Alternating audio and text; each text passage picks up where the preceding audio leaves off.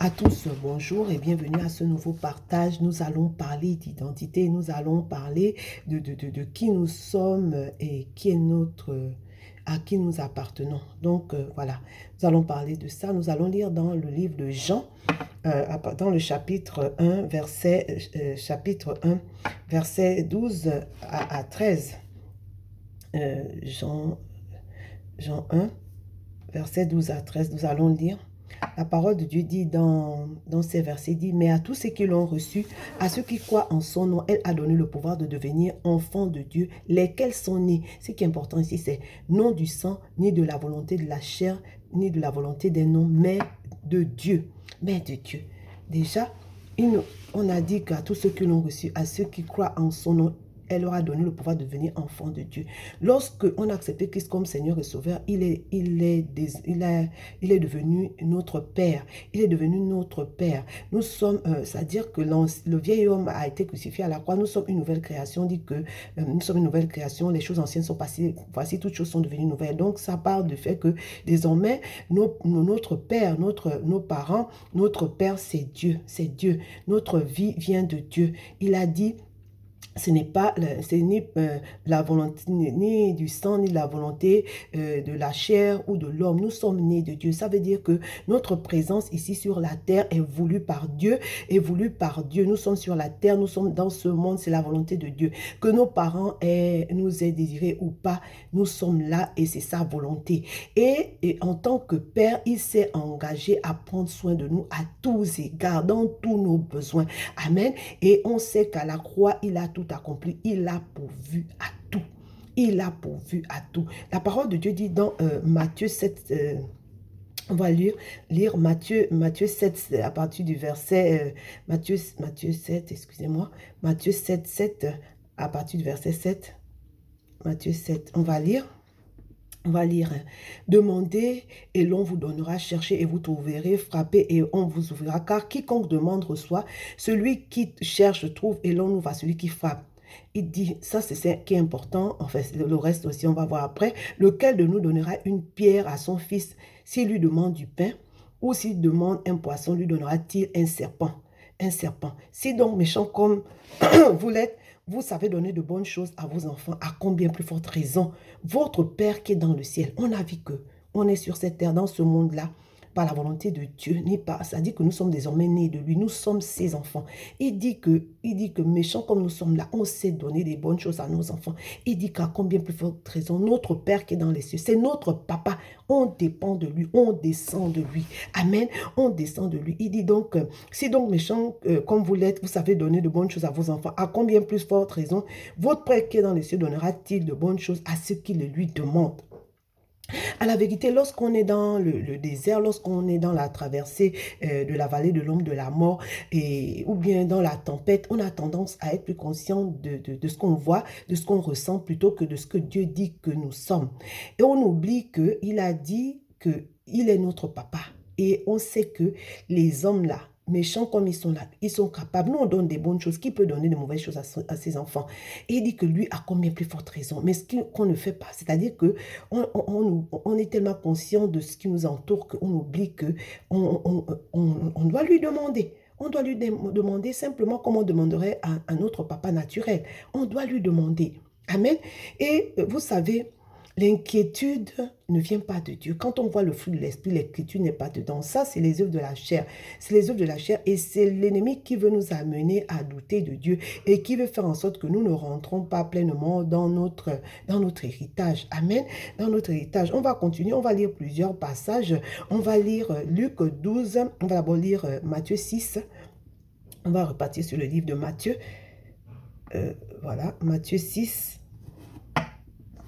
À partir du verset 25, je crois.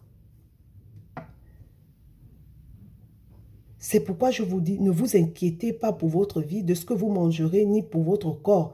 De quoi vous serez vêtu? La vie n'est-elle pas plus que la nourriture, et le corps plus que le vêtement? Regardez les oiseaux du ciel, ils ne sèment ni ne moissonnent, ils n'amassent rien dans les greniers, et votre Père céleste les nourrit. Ne valez-vous pas plus que Qui de vous, par ses inquiétudes, peut ajouter une coudée dans la durée de sa vie? Et pourquoi vous inquiétez au sujet du vêtement?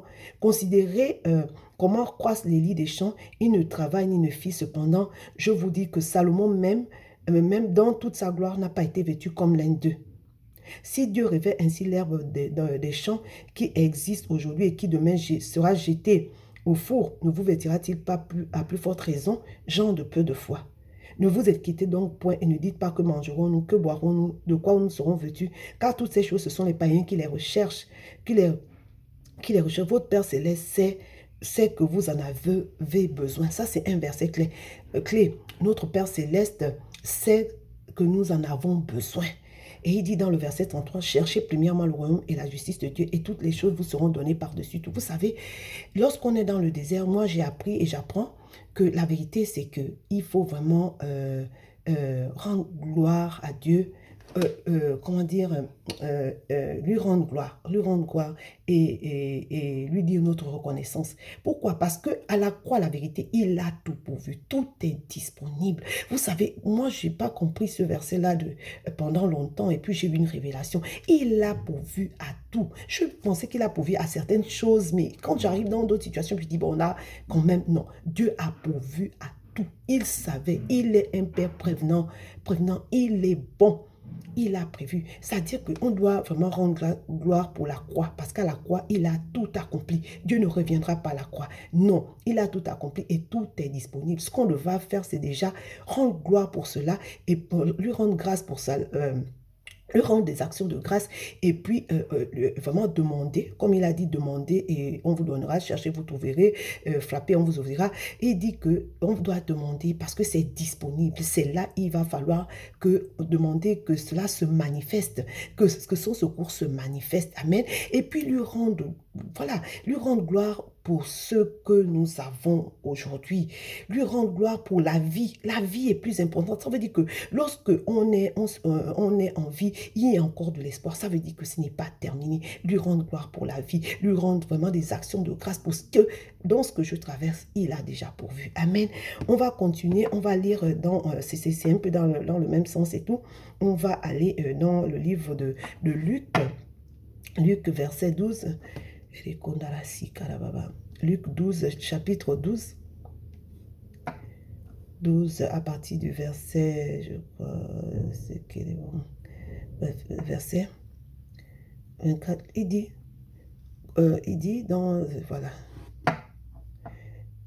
à partir du verset 22, c'est pourquoi je vous dis, ne vous inquiétez pas pour votre vie de ce que vous mangerez, ni pour votre corps, de quoi vous serez vêtus. La vie est plus que la nourriture et le corps plus que le vêtement. Considérez les corbeaux, ils ne sèment ni ne moissonnent. Ils n'ont ni cellier ni grenier et Dieu les nourrit. Combien ne valez-vous pas plus que les oiseaux? Qui de vous, par ses inquiétudes, peut ajouter une coudée à la durée de sa vie? Si donc vous ne pouvez pas même la moindre chose, pourquoi vous inquiétez-vous du reste? Considérez comment croissent les lits. Il ne travaille ni ne file. Cependant, je vous dis que Salomon, même dans toute sa gloire, n'a pas été vêtu comme l'un d'eux. Si Dieu revêt ainsi l'herbe qui est aujourd'hui dans les champs et qui demain sera jetée au four, à combien plus forte raison ne vêtira-t-il pas gens de peu de foi, Et vous ne cherchez pas ce que vous mangerez et ce que vous boirez, et ne soyez pas inquiets, car toutes ces choses, ce sont les païens du monde qui les recherchent. Votre Père sait que vous en avez besoin. Il dit, ne crains pas. Je saute le verset, il dit, cherchez plutôt le royaume de Dieu et toutes ces choses seront données par-dessus tout. Il dit, ne crains point petit troupeau, car votre Père a trouvé bon de vous donner le royaume. Vous savez, la différence avec le monde, c'est que Dieu nous a donné le Saint-Esprit. C'est-à-dire que Dieu est venu habiter en nous, Dieu est avec nous et donc tout ce dont on a besoin est là, quoi. Vous savez, le Saint-Esprit était embrigadé dans le corps physique de Jésus. Il a fallu qu'il parte. Il a dit que c'est notre avantage qu'il s'en aille, en fait, qu'il envoie le Saint-Esprit. Ça veut dire qu'on n'a pas besoin d'aller à Jérusalem pour demander à Dieu pour subvenir à nos besoins. Il habite en nous, il sait, il est conscient qu'on a des besoins et il s'est engagé à subvenir à ces besoins-là. Amen. On va aller lire dans 1 Timothée 5.8. 1 Timothée 5.8. 1 Timothée 5.8. La parole de Dieu dit, si quelqu'un n'a pas soin des siens, et principalement de ceux de sa famille, il a régné la foi et il est pire qu'un infidèle. C'est Dieu qui a dit ça. C'est Dieu qui a dit que si quelqu'un n'a pas soin des siens et principalement de ceux de sa famille, il a ruiné la foi, il est pire qu'un infidèle. Ça confirme que si Dieu dit ça, ça veut dire que c'est lui. Lui, il le fait, il subvient à nos besoins, il pourvoit à tous nos besoins. Il pourvoit à tous nos besoins. Amen. On va lire aussi dans 1 Pierre 5, le verset 7. 1 Pierre 5, le verset 7. 1 Pierre 5, 7, la parole de Dieu dit, il dit, humiliez-vous sous la puissante main de Dieu. On va lire à partir du verset 6. Humiliez-vous donc sous la puissante main de Dieu afin qu'il vous élève au temps convenable et déchargez-vous sur lui de tous vos soucis car lui-même prendra soin de vous. Car lui-même prendra soin de vous. Déchargez-vous. Ça veut dire, il a dit de demander. Vous savez, quelqu'un a dit qu'une bouche fermée, c'est une destinée fermée. Au milieu, on doit vraiment trouver la force au milieu de ce qu'on traverse, d'ouvrir notre bouche et nous rappeler à Dieu, dit, venez, plaidons ensemble, parle toi-même pour te justifier. Qu'est-ce que j'ai dit et que tu ne vois pas? Et lui demander, parce qu'il veille sur sa parole, il ne veille pas sur nos pleurs ni nos craintes. Amen. On va lire dans Romains 8, 32. Romains 8, 32. On va lire.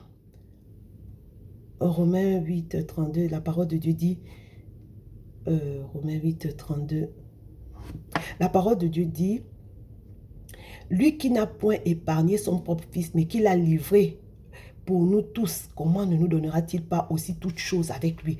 Vous savez, la foi vient de ce que l'on entend et ce que l'on entend vient de la parole de Dieu. Ça veut dire que ce que nous allons, la parole dans laquelle nous serons exposés, c'est ça qui va déterminer notre foi. Or, notre foi en Dieu demeure dans sa parole. Dieu dit qu'il veille sur sa parole pour l'exécuter. Notre foi, c'est-à-dire que plus on va être imprégné de sa parole, plus on va tenir ferme dans le désert. Amen. On va continuer, on va lire, avant d'arrêter, on va lire dans Philippiens 4, 6. On va lire Philippiens 4, 6 dit, Philippiens 4, 6 dit,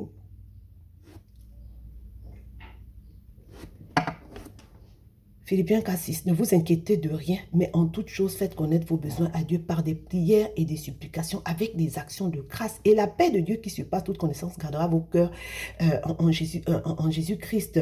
Il dit qu'on doit lui dire nos besoins par des prières et des supplications et avec actions de grâce. Ça veut dire quoi? On prie et on lui dit merci parce qu'il a pourvu à tout à la croix. Donc, ce qui nous reste, c'est de lui rendre grâce, comme je disais, et puis d'appeler à la manifestation ce qu'il a déjà fait, parce que c'est disponible. Et pour terminer, on va lire Philippiens, on va aller à Philippiens 4, 19. Philippiens 4, 19. Philippiens 4, 19, verset 19, la parole de Dieu dit, et mon Dieu pourvoira à tous vos besoins selon sa richesse et avec gloire en Jésus-Christ. Et mon Dieu pourvoira, à tous vos besoins selon sa richesse avec gloire et en Jésus-Christ. La parole de Dieu dit que la foi vient de ce que l'on entend et ce que l'on entend vient de la parole de Dieu. Donc, on doit parler la parole. Si on ne parle pas, on ne peut pas, on va rester dans les inquiétudes. Et lorsqu'on reste dans les inquiétudes, en fait, on est en train d'avoir foi en ce que le diable dit. Et du coup, comment dire, on ne voit pas, on ne verra pas notre héritage à manifestation. Donc, ce qu'on devra faire, c'est action de grâce parce que tout est accompli. Il a pourvu à tous nos besoins. Il dit qu'il est notre Père céleste. Il est dans les cieux. Il connaît nos besoins. Il connaît nos besoins. Commençons à lui rendre grâce pour la croix et puis lui rendre grâce pour la vie. Parce que la vie est plus importante que toute chose. Et puis, vous savez, comment dire, Dieu est fidèle, hein?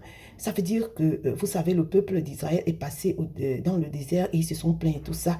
Et Dieu dit qu'il les a envoyés dans le désert, en fait, pour savoir quel était leur cœur, quelles étaient les aspirations de leur cœur et s'ils garderont la foi, en fait. Parce que Dieu dit que l'homme ne vivra pas de pain seulement, mais de toute parole qui sort de la bouche de Dieu.